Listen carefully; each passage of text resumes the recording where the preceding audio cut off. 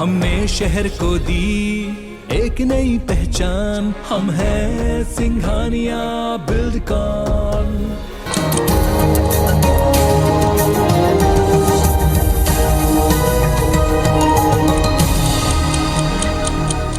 और सुर्खियों के बाद अब खबरें विस्तार से, और हर बड़ी खबर से इस बुलेटिन में करेंगे आपको अपडेट। आपको बता दें कि खरगोन में आज भी कर्फ्यू में 2 घंटे की राहत दी जाएगी। दोपहर 12 बजे से लेकर 2 बजे तक के दुकानों को खोला जाएगा। तो बड़ी खबर यह आपको बता रहे हैं, खरगोन में आज भी राहत दी जाएगी। राशन, सब्जी, फल, दूध और मेडिकल समेत जरूरी सामानों के लिए राहत दी जाएगी। तो आज भी कर्फ्यू में 2 घंटे की राहत, दोपहर 12 बजे से लेकर 2 बजे तक के दुकानों को खुलने की अनुमति दी गई है।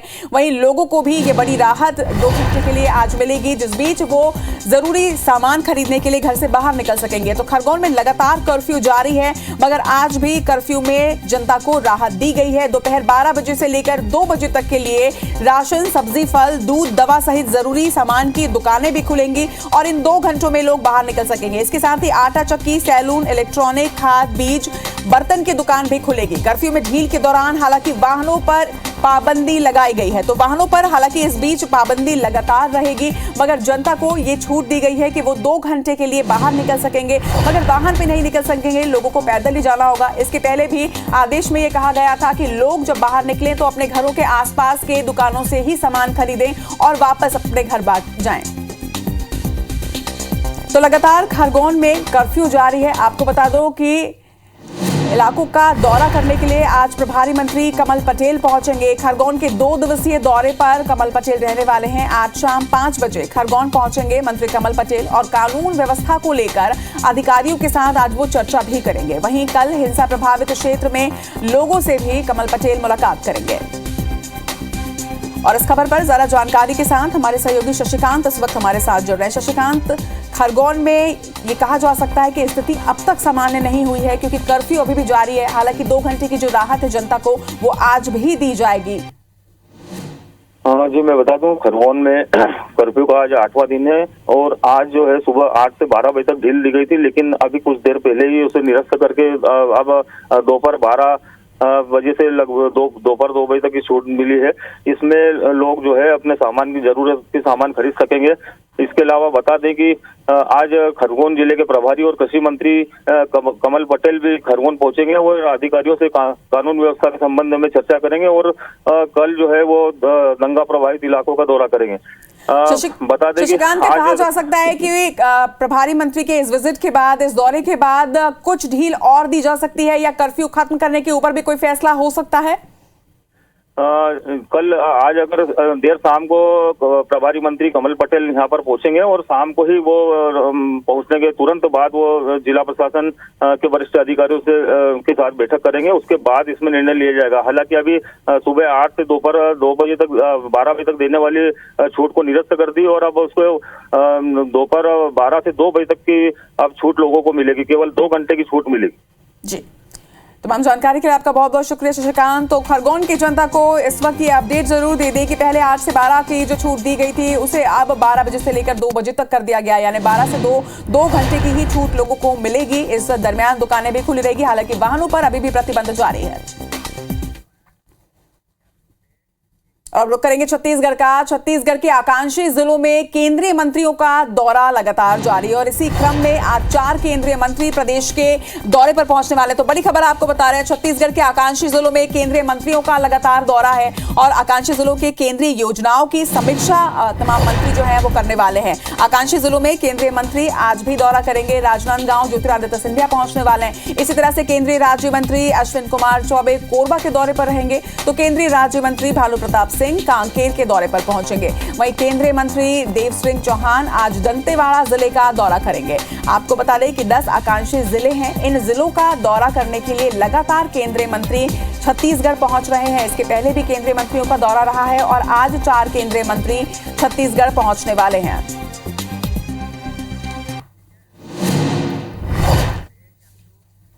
और इस खबर पर ज्यादा जानकारी के साथ हमारे सहयोगी स्टार जैन इस वक्त हमारे साथ जुड़ रहे हैं। स्टार, लगातार जिस तरह से देखा जा रहा है कि छत्तीसगढ़ में केंद्रीय मंत्रियों का दौरा लगातार जारी है, आज भी 4 केंद्रीय मंत्री आने वाले हैं, क्या कुछ खास रहेगा इसमें?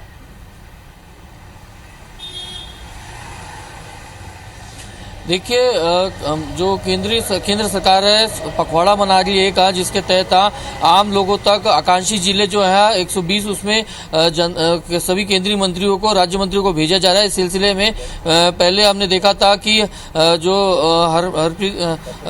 पुरी साहब आए थे तो वो आवास मंत्री, पर्यावरण, पेट्रोलियम एंड गैस मंत्री थे, वो यहाँ पहुंचे हुए थे। और अभी इसके बाद आज 4 केंद्रीय मंत्रियों का दौरा यहाँ पर है, जिसमें ज्योतिरादित्य सिंधिया है, देवू सिंह चौहान है, अश्विन कुमार चौबे है और इसके अलावा भानु प्रताप सिंह वर्मा। 4 केंद्रीय मंत्रियों का छत्तीसगढ़ का दौरा रहेगा। ये सभी मंत्री राजनांदगांव, कांकेर, कोरबा और दंतेवाड़ा के अलग अलग जिलों के प्रवास पर रहेंगे। आपको बता दूं कि 4 आकांक्षी जिले हैं जिनके दौरे करेंगे और 2 दिनों तक छत्तीसगढ़ के इन चारों जिलों में 4 केंद्रीय मंत्री रहेंगे यहाँ। और वहां पर जो केंद्र सरकार की योजना है, किस तरीके से इम्प्लीमेंटेशन किया जा रहा है, उन जिलों का किस तरीके से विकास कार्य किया जा रहा है, इन सब तमाम चीज़ों को वहाँ पर देखेंगे। हरदीप सिंह पुरी जो पहले पहुंचे हुए थे, उनसे भी जब हमने बात की थी, उन्होंने साफ कहा था कि उनकी प्लानिंग जो है कि किस तरीके से सरकारी योजनाओं का इम्प्लीमेंटेशन ही किया जा रहा है और क्या विकास है और क्या कुछ कमियां हैं जिसको दूर किया जाना है, इन तमाम चीज़ों का अध्ययन के लिए वो यहाँ पर आ रहे हैं। और इसी तरीके से 4 केंद्रीय मंत्रियों को छत्तीसगढ़ में आज दौरा है, तो एक बड़ा दौरा इसे कहा जा सकता है। और इस दौरे के दौरान सभी मंत्री जो है विकास कार्यों की योजनाओं के अलावा भाजपा के स्थानीय जनप्रतिनिधि और नेताओं, कार्यकर्ताओं से भी मुलाकात करेंगे आप।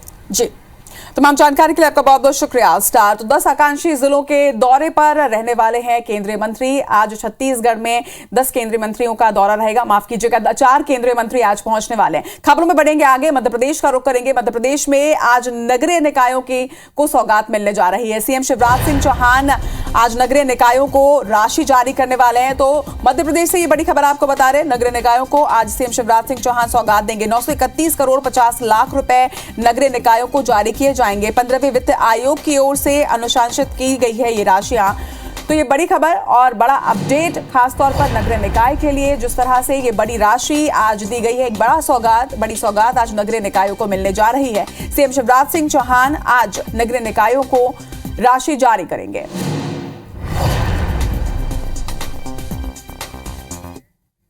चलिए इस खबर पर ज्यादा जानकारी के साथ हमारे सहयोगी नीलम गुरवे इस वक्त हमारे साथ जुड़ रही हैं।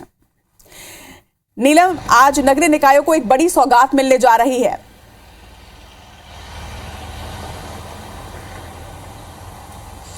जी आकांक्षा, बिल्कुल मध्य प्रदेश के नगरीय निकायों को अपने विकास कार्य करने के लिए एक बड़ी सौगात मिलने जा रही है। करीब 931 करोड़ 50 लाख रुपए की राशि का जो है आवंटन मुख्यमंत्री शिवराज सिंह चौहान सिंगल क्लिक के जरिए करेंगे।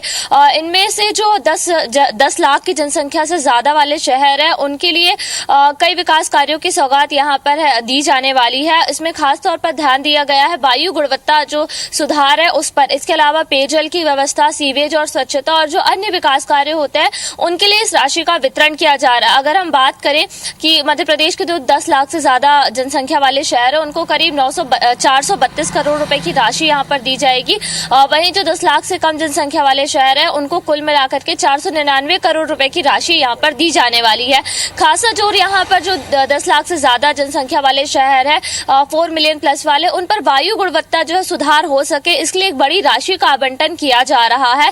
इसके अलावा जो पेयजल व्यवस्था है, सीवेज का काम है, स्वच्छता संबंधी जो अन्य काम है, इसके अलावा जो भी सड़क निर्माण, शहर के विकास के लिए जितने भी जरूरी सूचकांक होते हैं, उन पर कार्य करने के लिए ये पूरी 931 करोड़ रुपए की राशि का आवंटन अलग अलग कैटेगरी में आज किया जाने वाला है। आकांक्षा, तमाम जानकारी के लिए आपका बहुत बहुत शुक्रिया नीलम। तो आज नगरीय निकायों को ये सौगात मिलेगी जहां पर अलग अलग विकास कार्यों के लिए इस राशि का इस्तेमाल किया जाएगा। खबरों में बढ़ेंगे आगे। आपको बता दें कि मध्य प्रदेश में आज से शुरू किया जाने वाला है हेल्थ मेला। तो हेल्थ मेले की शुरुआत आज से की जा रही है। मध्य प्रदेश में आज से हेल्थ मेले का आयोजन किया जाना है। तो बड़ी खबर इस वक्त आपको बता रहे हैं, मध्य प्रदेश से 18 से 26 अप्रैल तक इस हेल्थ कैंप का आयोजन किया जा रहा है। प्रदेश के 313 ब्लॉक में इसका आयोजन होगा, जिसमें लोग लाभ ले सकेंगे। तो मध्य प्रदेश में आज से हेल्थ मेले की शुरुआत हो रही है। हेल्थ मेले की शुरुआत निःशुल्क स्वास्थ्य मेले में लोगों को राहत मिलेगी, लोगों को लाभ इसका मिलेगा। जांच की जाएगी मुफ्त, वहीं जरूरत पड़ने पर मरीजों को अस्पताल भी रेफर किया जाएगा। इसके साथ ही कैंप में डिजिटल हेल्थ कार्ड और आयुष्मान कार्ड भी बनाए जाएंगे। तो एक बड़ा आयोजन मध्य प्रदेश में किया जा रहा है हेल्थ मेले का। 18 से 26 अप्रैल तक यह आयोजन होगा। और उस वक्त मुरैना का रुख कर रहे हैं। मुरैना से बड़ी खबर आपको बता दें, खाना बनाते समय सिलेंडर फटने की घटना हुई है। सिलेंडर फटने से पति पत्नी घायल हुए हैं। बड़ी खबर आपको बता रहे हैं मुरैना से, खाना बनाते समय यहां सिलेंडर फटा है और इसमें पति पत्नी दोनों ही घायल हुए हैं। तो सिलेंडर फटने की एक घटना मुरैना से सामने आई है, जहां पर पति पत्नी दोनों झुलस गए हैं। बताया जा रहा है कि खाना बनाते वक्त यह हादसा हुआ जब सिलेंडर अचानक से फट गया, जिसके बाद पति और पत्नी दोनों ही इस घटना में झुलस गए।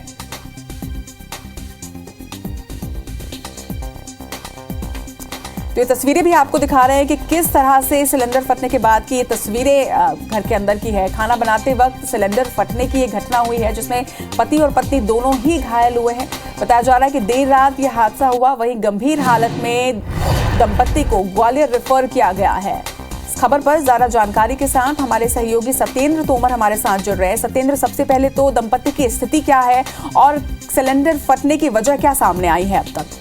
बिल्कुल, ये जो पूरा मामला है वो बामोद थाना इलाके का पहाड़ी जो गांव है वहाँ का है। प्रधानमंत्री आवास इन लोगों को मिला हुआ था और उसी आवास में ये देर रात पति पत्नी दोनों चूंकि खाना बना रहे थे, तो खाना बनाते समय ये हादसा हुआ है। हालांकि इस पूरे मामले की जांच का विषय, लेकिन अभी तक क्योंकि पुलिस के जो थाना प्रभारी और एसडीओपी वो मौके पर पहुंच गए थे और उसके बाद उन्होंने जो घायल थे उनको पति पत्नी को दोनों को चूंकि हालत उनकी गंभीर थी तो मुरैना लाते हुए ग्वालियर अस्पताल रेफर किया गया, जहां पर अभी तक तो हालांकि उनका उपचार जारी है। हालांकि स्थिति थोड़ी सी गंभीर बताई जा रही है, लेकिन उपचार जारी है और पूरे सारे बिंदुओं की जांच में भी पुलिस और प्रशासनिक अधिकारी ड्यूटी है कि सिलेंडर फटने का कारण क्या रहा है, क्यों ये सिलेंडर फटा है। जी तमाम जानकारी के लिए आपका बहुत बहुत शुक्रिया सत्येंद्र।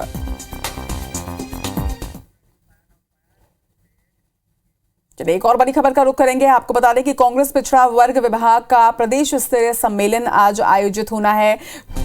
तो कांग्रेस पिछड़ा वर्ग विभाग का प्रदेश स्तरीय सम्मेलन आज आयोजित मध्य प्रदेश में किया जाएगा। कांग्रेस ने साल 2023 विधानसभा चुनाव की तैयारियां तेज कर दी हैं।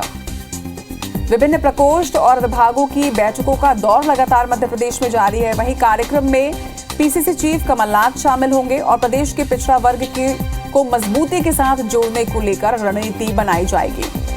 तो पिछड़ा वर्ग की मजबूती के साथ जोड़ने को लेकर एक रणनीति इस सम्मेलन में बनाई जाएगी। बड़ी खबर यह आपको बता रहे हैं, आज पीसीसी चीफ कमलनाथ ये बैठक लेने वाले हैं। ये आयोजन होने वाला है आज मध्य प्रदेश के भोपाल शहर में।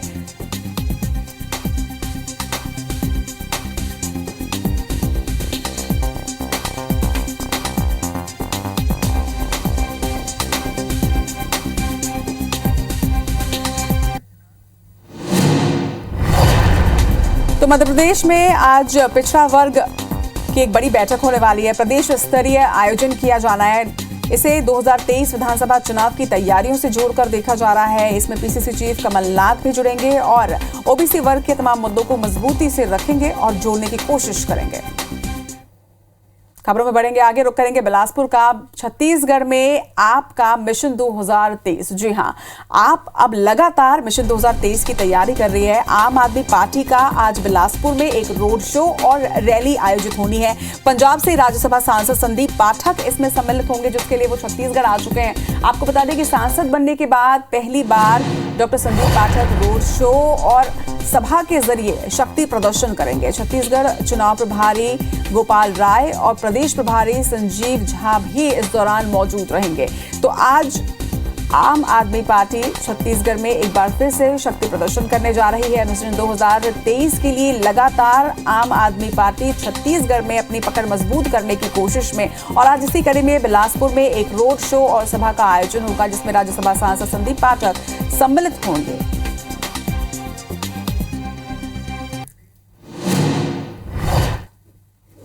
तो लाउड स्पीकर पर आजान के तेज ध्वनि प्रदूषण का विरोध महाराष्ट्र, कर्नाटका, बिहार, उत्तर प्रदेश से होते हुए अब एमपी तक पहुंच चुका है। बता दें कि रतलाम में हिंदू जागरण मंच ने आजान के दौरान होने वाले ध्वनि प्रदूषण को लेकर सुप्रीम कोर्ट के आदेश का हवाला देते हुए न्यायालय की शरण ली है। वहीं न्यायालय में हिंदू नेताओं ने दलील पेश की है कि लाउड स्पीकर से अजान ध्वनि प्रदूषण होता है, जिसके चलते लाउड स्पीकर से अजान पर रोक लगनी चाहिए। वहीं मामले को लेकर कोर्ट ने रतलाम कलेक्टर और एसपी को एक नोटिस भी जारी किया है और 28 अप्रैल को सुनवाई की तारीख तय की है।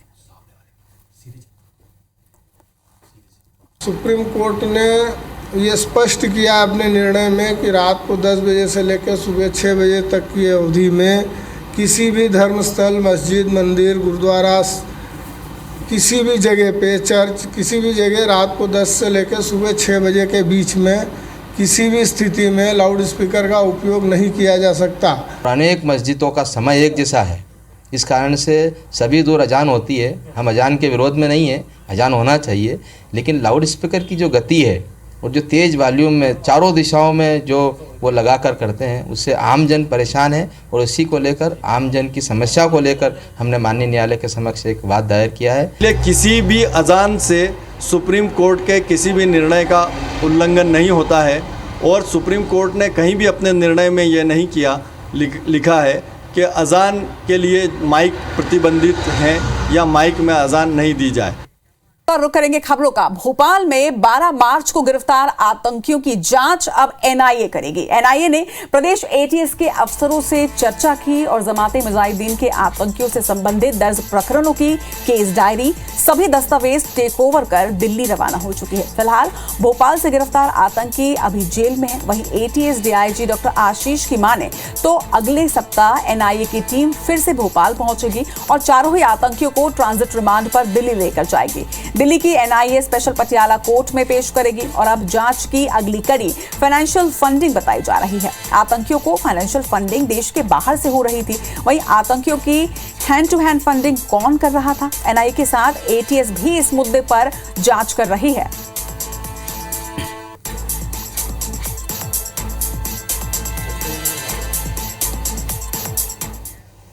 सीएम शिवराज सिंह चौहान विदिशा के दौरे पर रहे। दौरे के दौरान सीएम शिवराज सिंह चौहान पत्नी साधना सिंह के साथ पूर्व वित्त मंत्री राघव जी भाई की नातिन समीधा के वैवाहिक समारोह में सम्मिलित हुए। सीएम ने वर वधू को आशीर्वाद दिया। वहीं इस दौरान सीएम ने राघव जी भाई की पत्नी को स्टेज पर गले लगाकर वीडियो भी बनवाया। वहीं सीएम शिवराज सिंह चौहान शादी समारोह में शामिल होने के लिए जिला पंचायत सदस्य कैलाश रघुवंशी के घर भी पहुंचे और वर वधू को शुभकामनाएं दी।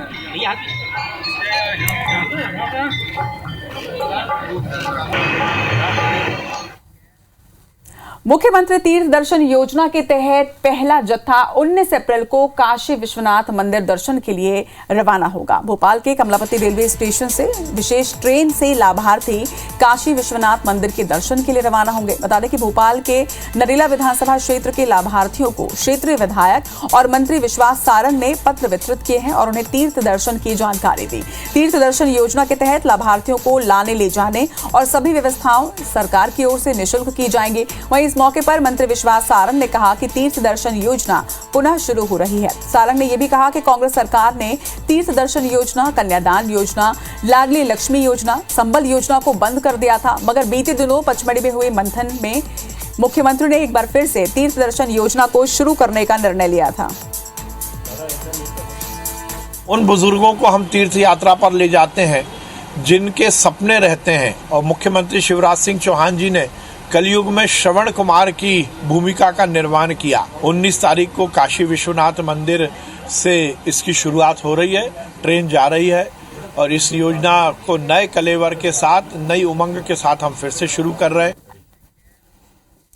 सीएम भूपेश बघेल अपने विधानसभा क्षेत्र पाटन के दौरे पर रहे। सीएम दौरे के दौरान तेली गुंडरा और परसदा गांव में भक्त माता कर्मा जयंती और सामूहिक विवाह कार्यक्रम में सम्मिलित हुए। बता दें कि इस दौरान सीएम ने साहू समाज के विभिन्न कार्यों के लिए 50 लाख रुपए और तेली गुंडरा गांव में हायर सेकेंडरी स्कूल भवन बनाने के लिए 25 लाख रुपए के विकास कार्यों की सौगात दी है। सीएम ने रानी तरई महाविद्यालय के नाम को स्वर्गीय रामचंद्र साहू के नाम से किए जाने की घोषणा भी की। वहीं इस दौरान एक शख्स के सीमेंट के दाम कम करने की मांग के सवाल पर सीएम ने अपने अंदाज में जवाब देते हुए कहा कि मेरे हाथ में पेट्रोल, डीजल, गैस और सीमेंट के दाम कम करने का पावर नहीं है, मगर गोबर के दाम और समर्थन मूल्य में धान के मूल्य को बढ़ाने का पावर है, जिसे आगे जरूर किया जाएगा। इसके साथ ही उन्होंने ये भी कहा कि कृषि अर्थव्यवस्था को मजबूत करने के साथ ही शहरी विकास के लिए तेजी से वो काम कर रहे हैं। सीएम ने कुम्हारी में साहू समाज के सामुदायिक भवन के लिए 50 लाख रुपए की घोषणा की है।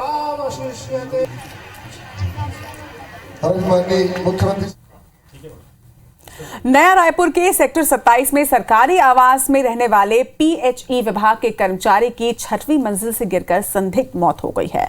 बताया जा रहा है कि मंत्रालय स्थित पीएचई विभाग में सहायक ग्रेड 3 के पद पर पदस्थ ओम प्रकाश खैरवार अपनी पत्नी के साथ सेक्टर 27 स्थित सरकारी आवास के ब्लॉक 12 फ्लैट नंबर 304 में रहते थे। देर शाम कॉम्प्लेक्स में घूम रहे लोगों ने ओम प्रकाश को नीचे गिरते देखा तो तत्काल एम्बुलेंस बुलवाकर अभनपुर के स्वास्थ्य केंद्र पहुंचाया गया, जहां पर डॉक्टरों ने उन्हें मृत घोषित किया। मौत के कारणों का अब तक हालांकि खुलासा नहीं हो पाया है। फिलहाल पुलिस जांच में जुटी हुई है।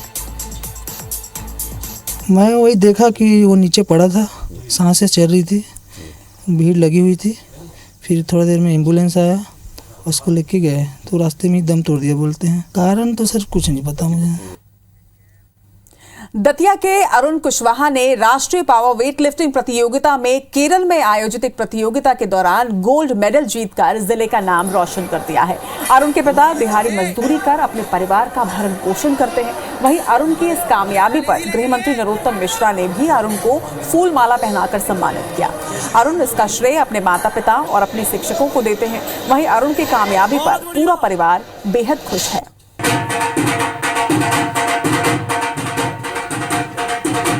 मेरे बेटे ने गोल्ड मेडल जीता है तो मुझे बहुत खुशी हो रही है। और मैं एक गरीब परिवार से हूँ, मैं कारीगरी करता हूँ और मुझे बहुत उत्साह हो रहा है कि मेरे बेटे ने गोल्ड मेडल जीता है और उसने बहुत मेहनत की है। और मैं उम्मीद करता हूँ कि मेरा बेटा बहुत आगे जाके बहुत मेहनत करे। खबरों में बढ़ेंगे आगे। उज्जैन में महाकालेश्वर मंदिर में प्रतिवर्ष वैशाख कृष्ण प्रतिपदा में महाकाल का सहस्त्र जलधारा अर्पित करने की परंपरा है, जिसके तहत मंदिर के पुजारियों ने तैयारियां अब शुरू कर दी हैं। जलधारा का ये क्रम ज्येष्ठ मास की पूर्णिमा तक सतत जारी रहेगी। वहीं महाकाल को गर्मी से निजात दिलाने की परंपरा का ये पालन करते हुए 11 मटकियां बांध दी गई हैं। इन मटकियों को गंतिकाएं भी कहा जाता है। वहीं मटकियों में अलग अलग पवित्र नदियों का जल भरा जाता है, जिन्हें बाबा महाकाल पर सुबह 5 बजे से लेकर शाम 6 बजे तक अर्पित किया जाता है। महाकालेश्वर मंदिर की परंपरा अनुसार वैशाख मास और ज्येष्ठ मास जो गर्मी का मौसम माना जाता है, इसमें भगवान को गलंती जो होती है, मटकी जो होती है, उनको भगवान के ऊपर जलधारा के रूप में का धारण कराया जाता है। और आज से ये 2 मास तक सतत जलधारा चलती रहेगी, जिससे भगवान को शीतलता प्राप्त रहे। बढ़ेंगे आगे। इस वक्त बड़ी खबर सामने आ रही है बीजापुर से। आपको बता दें कि सुरक्षा बल और नक्सलियों के बीच मुठभेड़ की ये खबर सामने आ रही है। सुरक्षा बल और नक्सलियों के बीच मुठभेड़ हुई है। दरभा कैंप पर नक्सलियों ने फायरिंग की है, तो ये बड़ी खबर इस वक्त सामने आ रही है। रात करीब 11 बजे की घटना बताई जा रही है। तो बीजापुर से ये बड़ी खबर, जहां सुरक्षा बल और नक्सलियों के बीच मुठभेड़ हुई है। बताया जा रहा है कि दरभा कैंप पर नक्सलियों ने फायरिंग की है। रात करीब 11 बजे नक्सलियों ने ये फायरिंग की घटना की है। मुठभेड़ में 4 जवान घायल हुए हैं। बता दें कि 2 घायल जवानों को इसके बाद रायपुर रेफर किया गया। वहीं 2 जवानों का बीजापुर जिला अस्पताल में इलाज इस वक्त जारी है। ज्यादा जानकारी के साथ हमारे सहयोगी के संतोष इस वक्त हमारे साथ जुड़ रहे हैं। जी संतोष, क्या कुछ अपडेट है इस पूरी खबर पर? जी, बीजापुर जिले में 11 बजे रात एक कुट्टू थाना क्षेत्र दरबार जो कैंप है उस पर नक्सलियों ने हमला किया था, जिसमें 4 जवान घायल हुए थे, जिसको 2 को रायपुर भेजा गया है और 2 जवान जिला बीजापुर चिकित्सालय में इलाज अभी जारी है। और रात के जो नक्सलियों के द्वारा जो GBL दागे गए थे उसमें 4 जवान घायल हुए थे और पुलिस की जवाबी कार्रवाई के बाद नक्सली भाग खड़े हुए हैं। और मध्य रात की घटना था, जिसके बाद नक्सली अंधेरे का फायदा उठाकर भाग गए। जी, तमाम जानकारी के लिए आपका बहुत बहुत शुक्रिया के संतोष। तो बीजापुर से ही बड़ी खबर हम आपको बता रहे थे, जिस तरह से हमारे सहयोगी भी जानकारी दे रहे थे कि रात करीब 11 बजे अचानक से नक्सलियों ने दरभा कैंप पर फायरिंग की। इस फायरिंग में बताया जा रहा है कि जवान घायल हुए हैं, जिन्हें इलाज के लिए रायपुर भी रेफर किया गया। कैंप के ऊपर नक्सलियों ने BGL भी दागे हैं और फायरिंग की है। तो मुठभेड़ में 4 जवान घायल हुए हैं, जिनमें से 2 घायल जवानों को रायपुर रेफर किया गया है उनकी स्थिति को देखते हुए।